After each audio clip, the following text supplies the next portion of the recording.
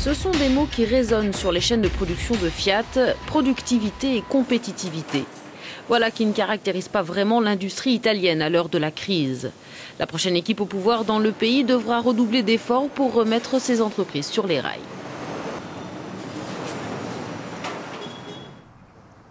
Dans le sud de l'Italie, à Melfi, où le groupe automobile a implanté une usine, on attend le nouveau gouvernement au tournant. Fiat a choisi en ces temps difficiles d'internationaliser. Il soutient l'innovation, en particulier sur ses implantations à l'étranger. Il est aussi en cours de fusion avec l'américain Chrysler. La direction du groupe se défend de vouloir fermer les usines italiennes. Elle a investi 1 milliard d'euros à Melfi, mais elle a aussi annoncé dans le même temps un dispositif de caisse intégration.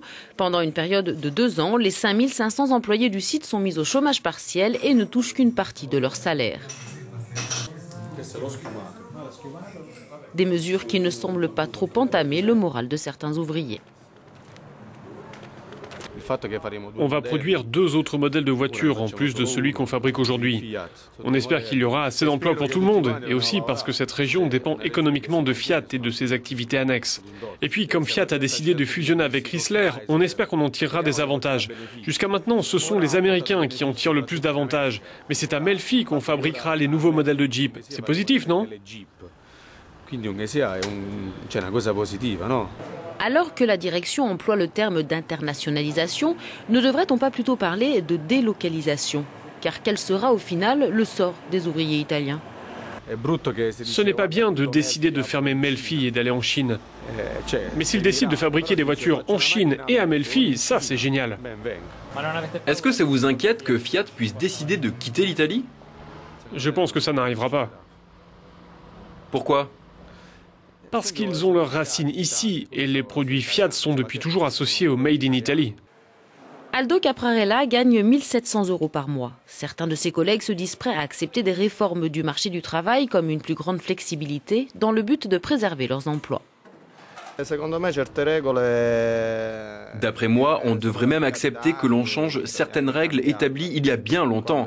S'ils ont besoin qu'on travaille le samedi, alors on travaillera le samedi. On doit être compétitif sur le marché mondial.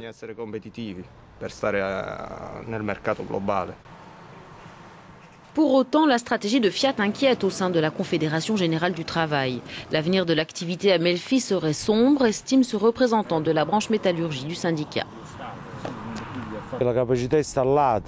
On craint que notre potentiel de production actuel de 400 000 voitures par an fabriquées par 5 500 salariés soit réduit radicalement en raison de nouvelles lignes de production. Et en plus, avec l'accord sur le dispositif de chômage partiel, on ne sait pas du tout si tous les employés retrouveront leur emploi après la période de 24 mois.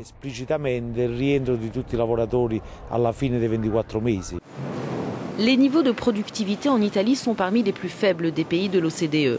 C'est un constat d'échec pour les gouvernements de ces 20 dernières années, mais aussi la preuve d'une opposition qui reste frontale entre industriels et syndicats. Nous, les économistes, on pensait qu'il serait facile pour les pays les plus développés de s'imposer au plan international. Et l'Italie faisait partie de ces nations. On était à cette époque le 6e ou le 7e pays le plus industrialisé au monde. On se disait que les pays émergents se contenteraient de fabriquer des produits de mauvaise qualité et ne seraient pas en mesure d'atteindre les technologies de niveau standard que l'Europe et l'Italie avaient déjà.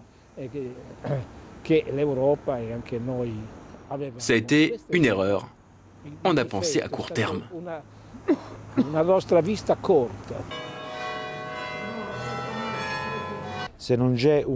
Sans un projet d'ensemble pour l'avenir de l'industrie automobile, il est évident que ces économies émergentes bénéficient de la délocalisation de toute cette production qui part d'Italie. En Serbie, par exemple, Fiat est en train de produire un modèle qui aurait pu être fabriqué en Italie.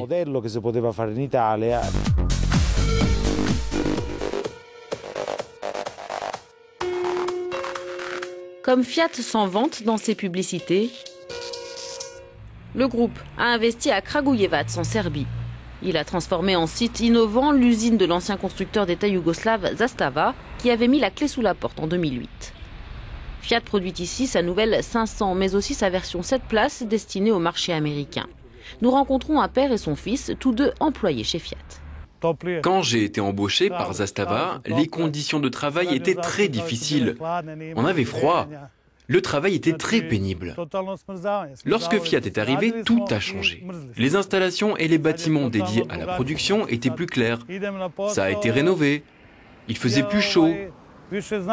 Et on a pu travailler enfin sans avoir froid.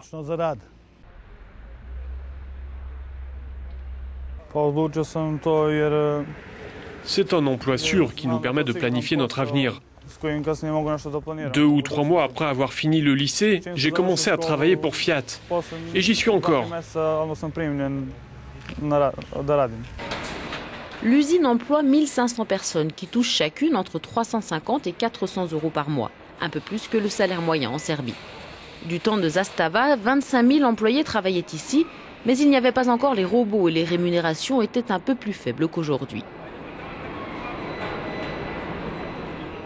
Depuis la fin de l'ère Milosevic, la productivité en Serbie a fortement augmenté. Mais ce n'est peut-être pas la seule raison de son attractivité.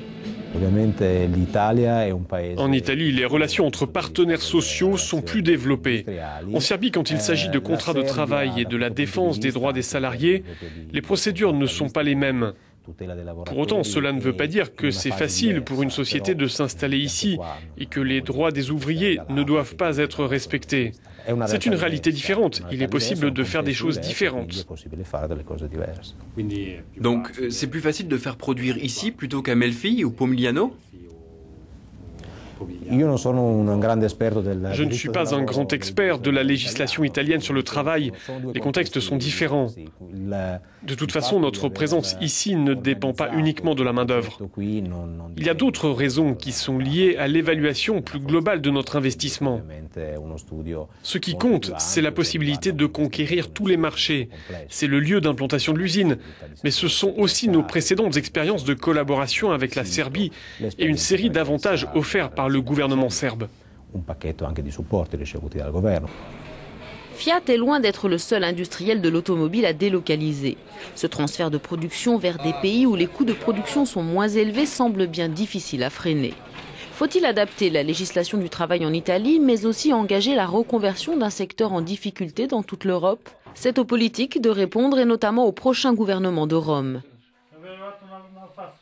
Et même si les élections semblent bien éloignées du quotidien de ces ouvriers serbes, l'avenir de leurs emplois dépend lui aussi du vote de leurs collègues italiens. C'est aussi cela, la mondialisation de l'économie.